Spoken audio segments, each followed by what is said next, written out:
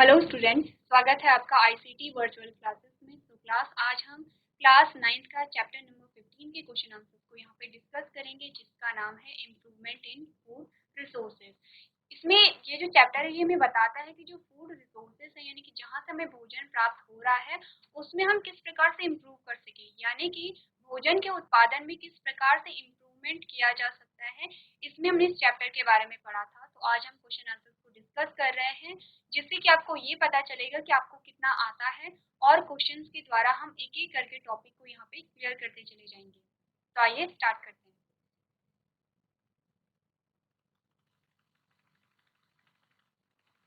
चलिए, सबसे पहला जो क्वेश्चन हमारे पास है उसमें हमसे पूछा गया है, what do we get from cereals, pulses, fruit and vegetables. यानी कि क्वेश्चन क्या कह रहा है, अनाज, दाल, फल और सब्जियों से हमें क्या मिलता है। अब बहुत सिंपल सा क्वेश्चन है, ये क्वेश्चन हमने 6th 7th में पढ़ते चले आ रहे हैं। तो हमें कहा गया था यहाँ पे कि ये जो भी हम भोज्य पदार्थ, जो भी हम भोजन ले रहे हैं, हमें क्या मिलता है। तो हमें क्वेश्चन क्या कह रहा है, पोषक तत्वों के बारे में पूछ रहा है। तो आंसर हमारे पास क्या है, हमने कहा cereals are source of carbohydrate and are main source of energy. यानी कि अगर हम बात करें अनाज की, अनाज कार्बोहाइड्रेट का स्रोत है और ऊर्जा का मुख्य स्रोत है। तो जब हमने 7th में पढ़ा था, पोषण के बारे में पढ़ा था, तो पोषण में हमने जब जंतुओं में पोषण पढ़ा था तो हमने सारी चीजें देखी थी। हमने देखा था कि जो संतुलित आहार है उसमें कौन कौन सा भोजन आता है। पहली बात हमने ये की थी। फिर हमने कहा था कौन से भोज्य पदार्थ से हमें कौन सा पोषक तत्व मिल रहा है, ये बात आई थी। अब हमने कहा था कि इस पोषक तत्व का क्या कार्य है। जैसे कि अगर पोषक तत्व की बात करें तो कौन कौन से पोषक तत्व की हमने बात की है। हमने कहा पहला तो हमारे पास कार्बोहाइड्रेट आ गया है।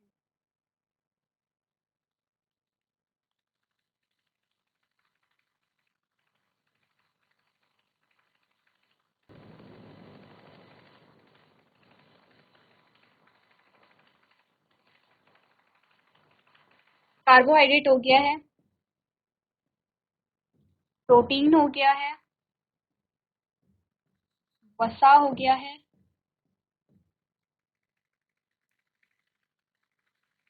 विटामिन हो गया है, खनिज लवण और जल भी इसमें आते हैं। मेनली हम इन चीजों के बारे में पढ़ते हैं। हमने कहा जो भोजन से हमें पोषक तत्व प्राप्त हो रहे हैं वो कार्बोहाइड्रेट है, प्रोटीन है, वसा है, विटामिन है। अब हमें कुछ एग्जाम्पल दिए गए हैं, बोला गया है कि इसमें क्या पाया जाता है। सबसे पहले हमने बात की कार्बोहाइड्रेट की। तो जो पोषक तत्व है कार्बोहाइड्रेट अनाज में हमें मिलता है, मुख्य स्रोत क्या है, अनाज है।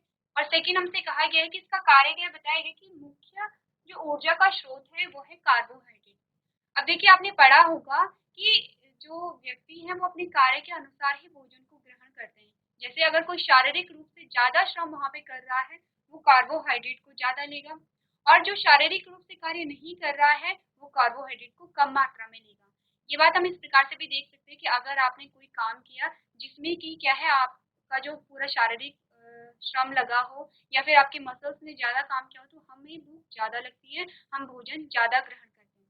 और अगर हम इस प्रकार का कार्य नहीं करते हैं, जैसे कि अगर उन लोगों को देखें जो ऑफिस में रहते हैं, तो उन्हें अगर कंपैरिजन किया जाए तो दोनों के कंपैरिजन में भूख किसे ज्यादा लगेगी, जो शारीरिक श्रम वहाँ पे ज्यादा करेगी।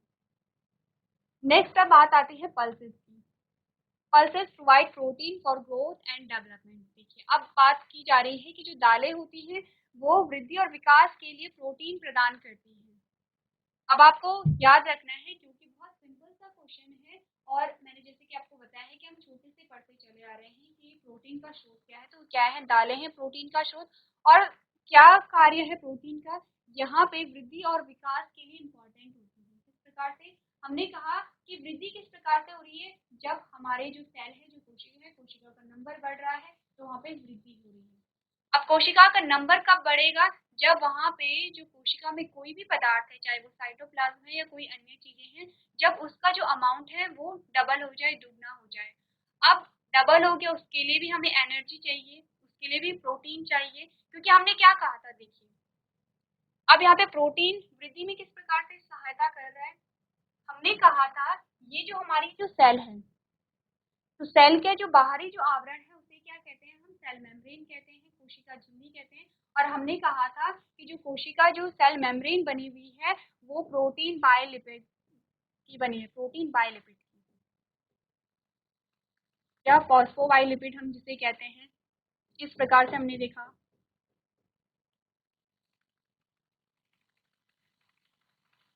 ये बनी है फॉस्फोबाइलिपिड की बनी है। तो इस प्रकार से हम देखते हैं कि यहाँ पे वृद्धि और विकास के लिए यहाँ पे क्या इम्पोर्टेंट है, प्रोटीन इम्पोर्टेंट है, क्योंकि हमारे कोशिकाओं की मरम्मत हो रही है, कोशिकाओं का यहाँ पे निर्माण हो रहा है। थर्ड हम देखते हैं वेजिटेबल्स से हमें क्या मिलता है, हमने पढ़ा vegetables and fruits are loaded with a minerals, vitamin, carbohydrate, protein and fats for overall development. अब देखिए सब्जियां हमारे लिए कितनी फायदेमंद होती है, सारी चीजें पाई जा रही हैं, सब्जियां और फल समग्र विकास के लिए खनिज, विटामिन, कार्बोहाइड्रेट, प्रोटीन और वसा से भरपूर होते हैं। तो हमें क्या देखने को मिल रहा है, सब्जियों में बहुत सारी चीजें मिल रही हैं, बहुत सारे पोषक तत्व मिल रहे हैं। तो सारा ही जो अगर हम अलग अलग प्रकार की सब्जियों को कंज्यूम करते हैं तो सारी ही चीजें हमें मिल रही हैं। अब ये भी आपको याद रखना है कि सिर्फ एक ही सब्जी में सारी चीजें नहीं मिलेंगी, अलग अलग जो सब्जी है उसमें अलग अलग प्रकार के जो प्रोटीन हो गया या जो पोषक तत्व आप कहेंगे वो यहाँ पे मिलते हैं। इस प्रकार से आप यहाँ पे अपना आंसर लिखेंगे।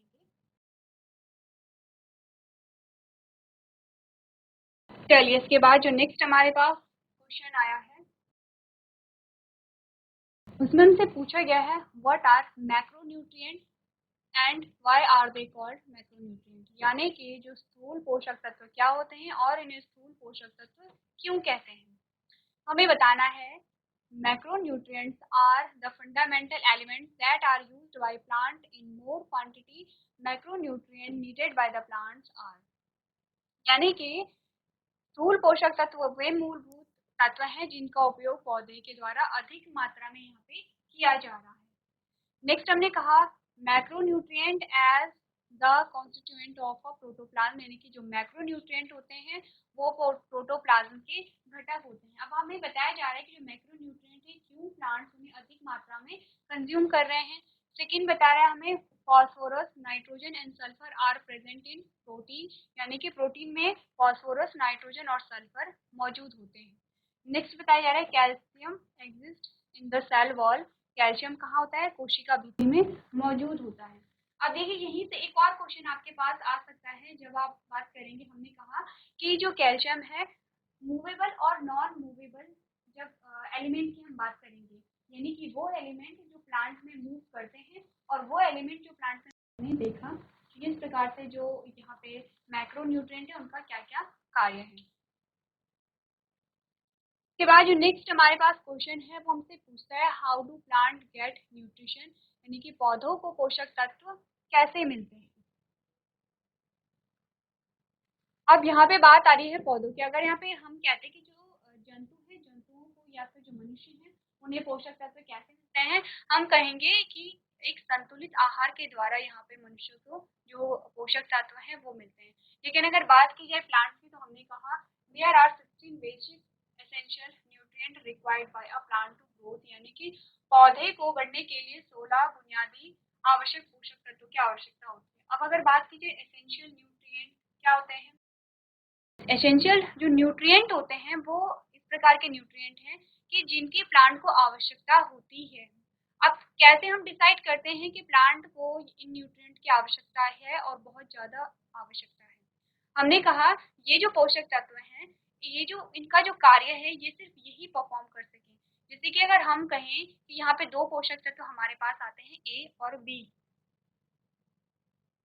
हमने कहा दो पोषक तत्व हैं ए और बी है। अब यहाँ पे जो ए का कार्य है वो ए परफॉर्म कर रहा है, जो बी का कार्य है बी परफॉर्म कर रहे हैं। लेकिन क्या हुआ यहाँ पे अगर बी नहीं है, जैसे प्लांट में हो सकता है कि बी की क्या हो गई, कमी हो गई है, तो ए यहाँ पे क्या कर रहा है, ए बी का कार्य कर दे रहा है।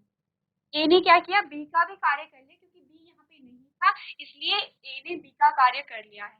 तो इसका मतलब ये जो न्यूट्रिएंट है, ये जो पोषक तत्व बी है ये क्या है, एसेंशियल एलिमेंट नहीं है, क्योंकि अगर ये नहीं है फिर भी काम चल रहा है। एसेंशियल एलिमेंट कौन होते हैं, एसेंशियल न्यूट्रिएंट कौन होते हैं कि जिनकी एब्सेंस में कार्य नहीं चल सके। अगर हम बात करें ए की तो ए का जो कार्य है सिर्फ ए ही कर सकता है, बी यहाँ पे कार्य नहीं कर सकता है। तो हमने जैसे कि हम कह सकते हैं कि यहाँ पे प्रोटीन की अगर हम बात करें तो हमने कहा कि जो प्रोटीन है या फिर फास्फोरस है, हमने कहा कि सेल के निर्माण के लिए फास्फोरस बहुत इम्पॉर्टेंट है। तो यानी कि वहाँ पे जो कार्य है वो फास्फोरस का ही है, उसके कार्य को कोई और वहाँ पे नहीं कर सकता। उसी प्रकार हमने कहा जो ए का कार्य है वो ए ही कर सकता है, ए का कार्य बी नहीं कर सकता है, या फिर कोई अन्य जो न्यूट्रिएंट है, जो एलिमेंट है वो नहीं कर सकता है। इसका मतलब ए क्या है, यहाँ पे एसेंशियल एलिमेंट है, और बी एसेंशियल एलिमेंट क्यों नहीं है, क्योंकि बी नहीं भी है फिर भी काम चल रहा है। तो इस प्रकार से हम पता लगाते हैं कि एसेंशियल एलिमेंट कौन होते हैं, नॉन एसेंशियल एलिमेंट कौन होते हैं।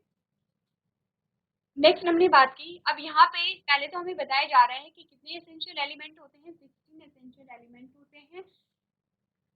कार्बन एंड ऑक्सीजन,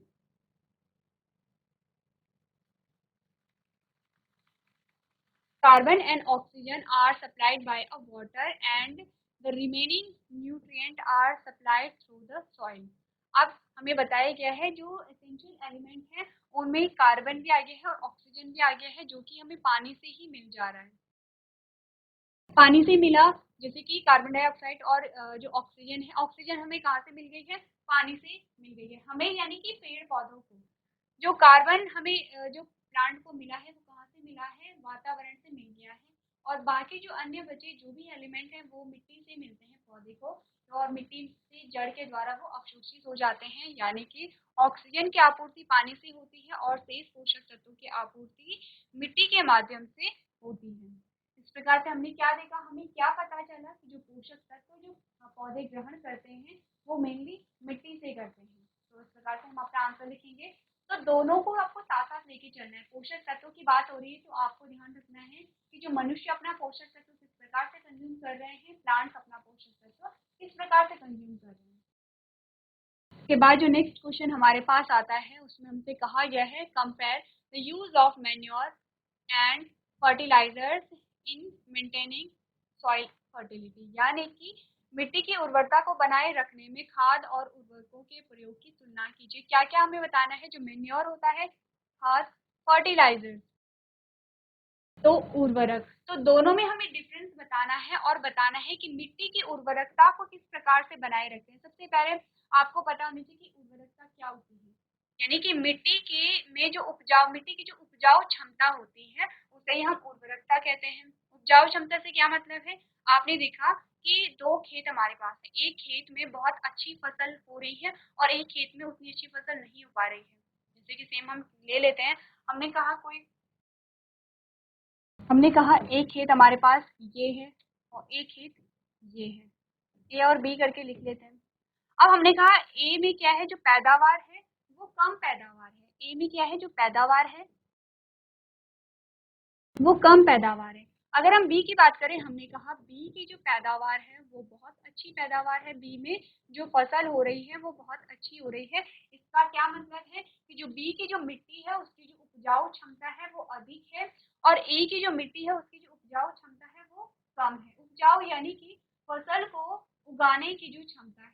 अब बी की जो उपजाऊ क्षमता वो अधिक क्यों होगी, क्योंकि इस मिट्टी में जो पोषक तत्व होंगे वो पर्याप्त मात्रा में होंगे। अब इसमें सारे ही पोषक तत्व आ जाते हैं, इसमें पानी भी आएगा, फिर कि इसमें पानी से जो पर्याप्त मात्रा में प्राप्त हुआ होगा, सारे पोषक तत्व पर्याप्त मात्रा में उपलब्ध हुए होंगे। अब एक हो सकता है कि इस मिट्टी में क्या है, पोषक तत्वों की कमी है, या फिर हो सकता है कि यहाँ पे पानी की कमी रही होगी। तो इस प्रकार से हम मिट्टी की उर्वरकता को देखते हैं। अब हमें बताना है कि जो खाद होते हैं, जो मैन्योर होता है और जो फर्टिलाइजर्स होते हैं, यानी कि जो उर्वरक होते हैं, वो किस प्रकार से मिट्टी की उर्वरकता को बढ़ाते हैं। तो खाद से हम समझते हैं कि खाद क्या होता है, क्योंकि हमने अपने घरों में देखा भी है, हम गाय के जो गोबर होता है उसे हम खाद के रूप में प्रयोग करते हैं। और उर्वरक क्या होंगे, जो कि मिट्टी की उर्वरकता को बढ़ा रहे हैं उन्हें हम उर्वरक कह रहे हैं। कंपैरिजन हमने करना है।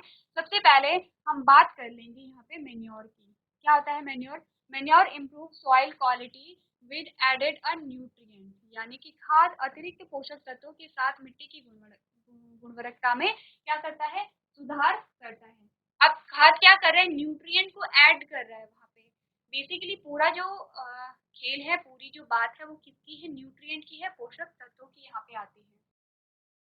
नेक्स्ट कह रहा है manure provide extra organic material called humus to the soil and therefore increase the water retention capacity of Sandy soil and drainage in the clay soil.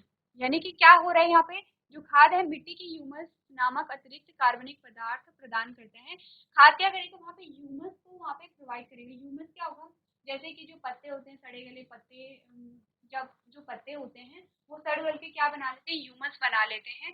तो खाद यहाँ पे ह्यूमस को ऐड करती है मिट्टी में। अब इसे ऐड करने से क्या होता है, इसलिए रेतीली मिट्टी की जल धारण की क्षमता बढ़ जाती है। अब देखिए, मिट्टी के प्रकार हमने पढ़े थे, हमने कहा था रेतीली मिट्टी होती है और एक होती है चिकनी मिट्टी। तो रेतीली मिट्टी में हमने क्या देखा, ये हम देखते हैं, हम अगर रेतीली मिट्टी में पानी डालते हैं तो उसमें पानी ठहर नहीं पाता है, क्योंकि वहाँ पे जो रेतीली मिट्टी के जो कण हैं उनके बीच में जो स्थान है वो बहुत ज्यादा है। रेतीली मिट्टी किस प्रकार होगी, कुछ इस प्रकार होगी,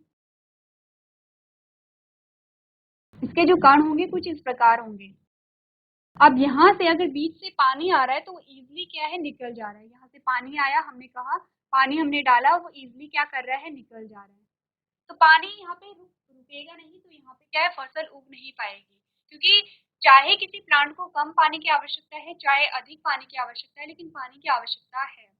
ऐसा होता है, हम अलग अलग प्लांट को पढ़ते हैं, हमने कहा किसी प्लांट को बहुत ज्यादा पानी की आवश्यकता होती है, जैसे कि धान का पौधा होता है तो उसे पानी की आवश्यकता अधिक होती है। उसी प्रकार से अगर इसका कंपैरिजन, धान का कंपैरिजन हम गेहूं के पौधे से करें तो उसको उसके कंपैरिजन में कम पानी की आवश्यकता होती है। वहीं अगर हम बात करें चिकनी मिट्टी की, तो इसने क्या किया, यहाँ पे जो यहाँ पे ह्यूमस मिला तो ह्यूमस यहाँ पे इकट्ठा हो गया है। अब ह्यूमस अगर बीच बीच में इकट्ठा हो गया, बीच में अगर ह्यूमस इस प्रकार से इकट्ठा हो गया, अब ये क्या करेगा, पानी को यहाँ पे रोक देगा। बीच बीच में ह्यूमस इकट्ठा हो गया है, अब ये पानी को रोक देगा। ऐसा नहीं होगा कि पूरे पानी को रोक दे रहे, क्योंकि सैंडी सॉइल है, जो पानी है उसने निकलना ही है, लेकिन अब जो पानी के निकलने की गति है वो कम हो गई है और कुछ मात्रा में पानी यहाँ पे रुक गया है। तो यहाँ पे क्या है, अब कोई भी जो पौधा है वो उग सकता है। वही हमने कहा, हमने बात की अगर चिकनी मिट्टी की, तो वहां पे इसके जो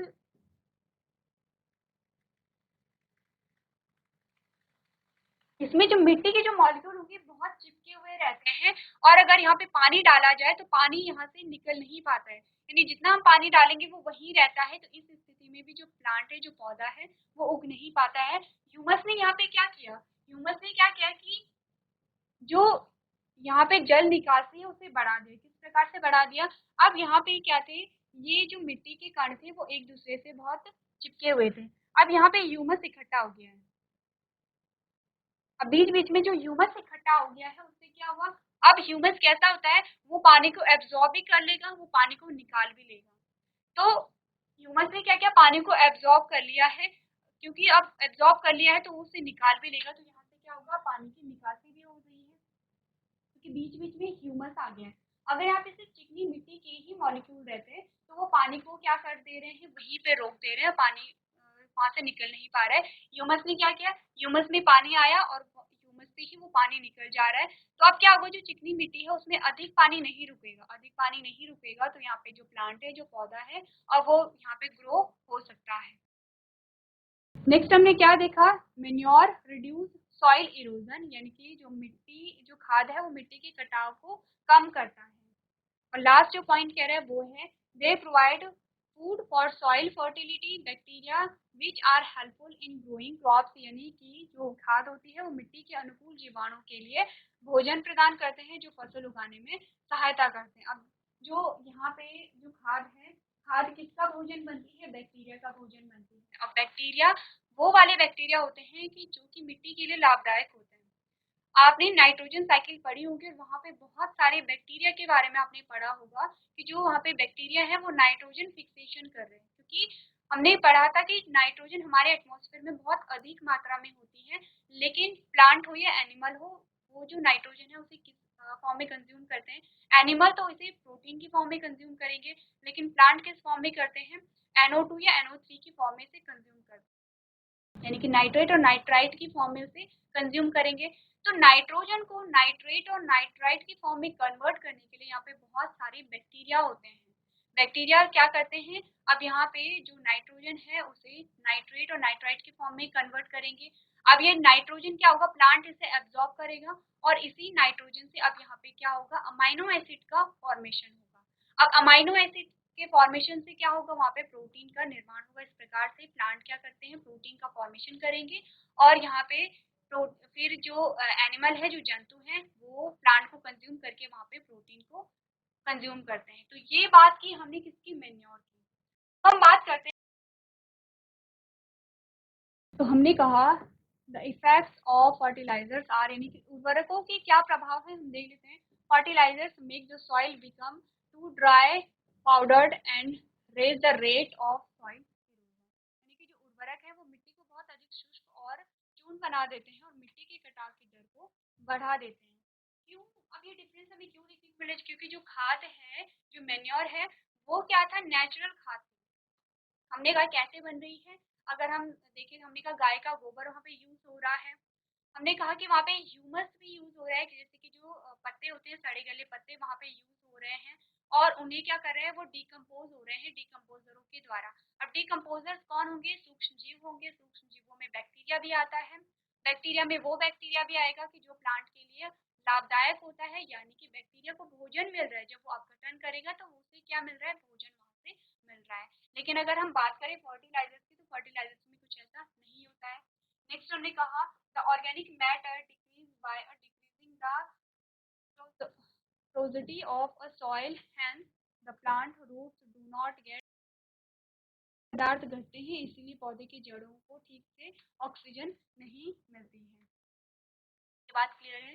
लास्ट जो हमारे पास पॉइंट आता है, the nature of soil change either basic और एसिडिक, यानी कि मिट्टी की प्रकृति बदल जाती है, या तो क्षारीय है तो अम्लीय, क्योंकि हम यहाँ पे केमिकल्स का ही यूज कर रहे हैं। फर्टिलाइजर्स के लिए हम क्या कर रहे हैं, यहाँ पे केमिकल्स का यूज कर रहे हैं। अब केमिकल की भी प्रवृत्ति होती है, कुछ एसिडिक होते हैं, कुछ बेसिक होते हैं। तो मिट्टी भी यहाँ पे या तो क्षारीय या तो अम्लीय में बदल जाती है। अब देखिए मिट्टी का क्या होता है, एक स्पेसिफिक पीएच होता है। पीएच क्या होता है, पीएच एक स्केल होता है। पीएच एक ऐसा स्केल होता है जो हमें किसी चीज की एसिडिटी और किसी चीज की बेसिसिटी को बताता है। ये होता है, हमने कहा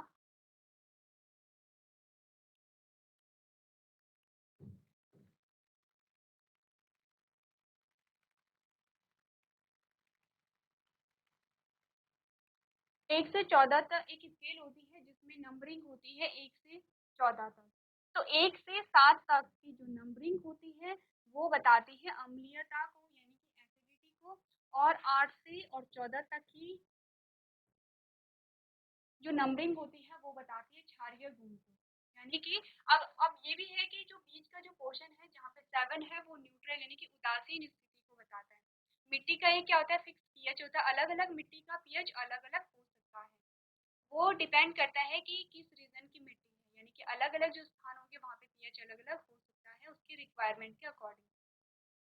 अब यहाँ पे हमने कहा कि अगर हम इधर को पी, अगर हम कहें कि जो नंबरिंग इधर को बढ़ रही है तो वो क्या होगा, स्ट्रॉन्ग एसिड होगा। अगर हमने कहा कि किसी की जो एसिडिटी है, किसी का जो पीएच है वो 1 है, यानी कि वो स्ट्रॉन्ग एसिड होगा, बहुत क्या होगा, प्रबल अम्ल जिसे हम कहते हैं। अगर हमने कहा किसी का पीएच क्या है, 6 है, तो हमने कहा ये दुर्बल अम्ल है, यानी कि वीक एसिड है। और वहीं हमने कहा कि किसी का पीएच 8 है, तो हमने कहा कि ये वीक बेस है, यानी कि कैसा है, दुर्बल क्षार है। वहीं हमने कहा कि किसी का पीएच अगर 14 है, तो हमने कहा कि ये क्या है, स्ट्रॉन्ग बेस है, यानी कि प्रबल क्या है, क्षार है। इस प्रकार से हम एसिडिटी और जो बेसिक जो नेचर है उसे हम देखते हैं। तो हमने कहा कि अगर हम बहुत ज्यादा फर्टिलाइजर्स यूज कर रहे हैं तो मिट्टी का क्या है, पीएच चेंज हो जाता है।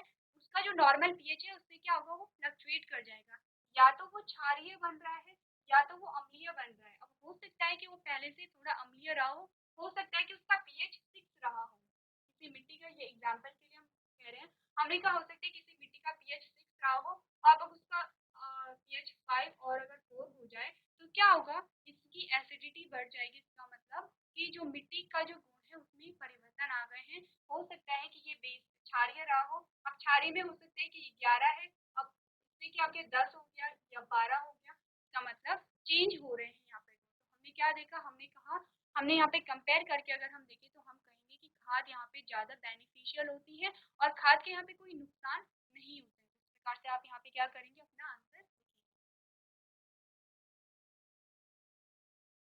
चलिए इसके बाद जो अगला प्रश्न हमारे पास आता है उसमें हमसे पूछा पूछा गया है which of the following conditions will give the most benefit and why. यानी कि हमारे पास 3 ऑप्शन है और हमें बताना है कि सबसे जो लाभदायक जो पॉइंट है वो क्या है। तो सबसे पहले हमारे पास आता है farmers use high quality seed, यानी कि जो किसान है वो हाई क्वालिटी की सीड को यूज करें। हाई क्वालिटी से क्या मतलब है, हमने कहा कि वो सीड जिसमें कि जो डिजायरेबल कैरेक्टर क्या होते हैं, वो गुण कि जो हमारे लिए लाभदायक होते हैं। तो हाई क्वालिटी यानी कि ये जो बीज है इसकी उपजाऊ क्षमता अधिक होगी और रोग प्रतिरोधक क्षमता भी अधिक होगी, यानी कि फसल में कोई कीड़ा नहीं लगेगा और उत्पादन वहाँ पे ज्यादा हो रहा है, प्रोडक्टिविटी ज्यादा हो रही है। तो पहले तो जो फार्मर है उसने क्या किया, हाई क्वालिटी सीड को लिया and do not adopt irrigation और यूज फर्टिलाइजर्स। अब उसने क्या किया, यहाँ पे फर्टिलाइजर्स का यूज किया है। सेकंड कह रहा है फार्मर यूज ऑर्डिनरी सीड, यानी कि उसने एक ऑर्डिनरी सीड लिया है और adopt irrigation and use fertilisers. यहाँ पे इसने क्या किया है, यहाँ पे भी इसने फर्टिलाइजर्स का यूज किया है। नेक्स्ट कह रहा है farmer use quality seed, adopt irrigation, use fertilisers and use crop protection measure. अब सी में पहले में हमने क्या किया कि हाई क्वालिटी सीड को ले लिया था, लेकिन यहाँ पे कोई इरिगेशन नहीं किया गया है, फर्टिलाइजर्स यूज किए गए हैं। सेकेंड कह रहे हैं कि यहाँ पे ऑर्डिनरी सीड को लिया गया है, इरिगेशन को यूज किया है और फर्टिलाइजर्स को भी यहाँ पे यूज किया है। सी कह रहे हैं कि यहाँ पे जो सीड की क्वालिटी है, क्वालिटी सीड को लिया गया है और इरिगेशन यहाँ पे हुआ है, फर्टिलाइजर्स यहाँ पे यूज हुए हैं, प्लस यहाँ पे क्या हुआ है, क्रॉप प्रोटेक्शन मेजर्स का भी यूज किया गया है। आंसर सही हमारा कौन सा होगा, हमारा आंसर होगा सी। सी will give the most benefit because the use of good quality seed is not only sufficient until the soil is properly irrigated, enriched with the fertilizers and protected from abiotic factors। यानी कि अब C में सब कुछ हो रहा है, तो सीड की क्वालिटी को भी देखा गया है, इरिगेशन भी वहाँ पे हुआ है, फर्टिलाइजर्स का यूज हुआ है, प्लस एक और चीज यहाँ पे क्या नहीं हुई है कि जो सॉइल है उसे बायोटिक फैक्टर से बचाया गया है। बायोटिक फैक्टर बहुत अलग अलग होंगे जो कि फसल को यहाँ पे नुकसान पहुंचाते हैं। तो ये आपका क्या है, आंसर यहाँ पे आया है। चलिए इसके बाद जो नेक्स्ट हमारे पास क्वेश्चन आता है उसमें हमसे पूछा गया है how do biotic and abiotic factors affect crop production, यानी कि जैविक और अजैविक कारक फसल उत्पादन को कैसे प्रभावित करते हैं। अब हमें बताना है, प्रभाव बताने हो सकता है कि जो इनके प्रभाव हैं वो पॉजिटिव हो यानी कि सकारात्मक हो सकता है कि नकारात्मक हो। उससे पहले आपको पता होना चाहिए जैविक और अजैविक घटक क्या होते हैं। देखिए जहाँ पे शब्द आया जैविक यानी कि वो संबंधित है जीवन से, यानी कि कोई भी लिविंग ऑर्गेनिज्म, कोई भी जीवित प्राणी जिसका कि फसल पे प्रभाव हो रहा है उसे हम क्या कह रहे हैं, जैविक घटक कह रहे हैं। और अजैविक घटक यानी कि जो जिसमें जीवन नहीं पाए जा रहे, जैसे कि हमने कहा तापमान, हमने तापमान के साथ साथ और हमने कहा रेडिएशन यानी कि जो सनलाइट होती है, हमने कहा विंड हो गई है। इस प्रकार से हम क्या देखते हैं, जो अजैविक जो कारक हैं जो कि फसलों पे अपना कोई ना कोई प्रभाव दिखा रहे हैं, उसे हमने क्या कहा, अजैविक कारक कहा। तो हमारे पास आंसर क्या आया, two major factors that affect the crops are, यानी कि फसल को प्रभावित करने वाले दो प्रमुख कारक क्या हैं, fighting factors like insects, rodents, pests and many more spread the disease and reduce the crop production। यानी कि अब बायोटिक फैक्टर में क्या होते हैं, हम बता रहे हैं कि बायोटिक फैक्टर का क्या यहाँ पे प्रभाव पड़ता है। तो यहाँ पे हमने कहा बहुत सारे जो कीट होते हैं जैसे जैविक कारक कई अन्य रोग फैलाते हैं और फसल उत्पादन को कम करते हैं। अब हमने देखा होगा कि जब यहाँ पे क्या हो रही है, हम फसल को उगा रहे हैं तो बहुत सारे क्या हो जाते हैं, कभी कभी फसल पे कीड़े लग जाते हैं। तो क्या है, वो बायोटिक फैक्टर है यानी कि जैविक कारक है जो कि फसल पे अपना प्रभाव दिखा रहे हैं। और प्रभाव किस प्रकार का है, यहाँ पे नकारात्मक प्रभाव है।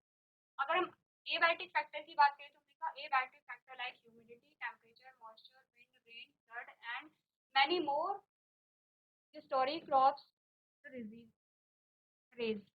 अजैविक कारक जैसे नमी, तापमान, हवा, बारिश, बाढ़ और कई अन्य कारक फसल को नष्ट कर देते हैं। अब यहाँ पे आपको एग्जाम्पल में आ गए हैं कि जो बायोटिक फैक्टर है वो क्या होते हैं, एबायोटिक फैक्टर क्या होते हैं। तो क्लास आज हमने कुछ क्वेश्चन आंसर्स को यहाँ पे डिस्कस किया है। आई होप इन क्वेश्चंस के माध्यम से आपके कुछ कॉन्सेप्ट यहाँ पे क्लियर हुए होंगे। तो आज के सेशन में हम इतना ही करेंगे। अभी तक क्लास में बने रहने के लिए आपका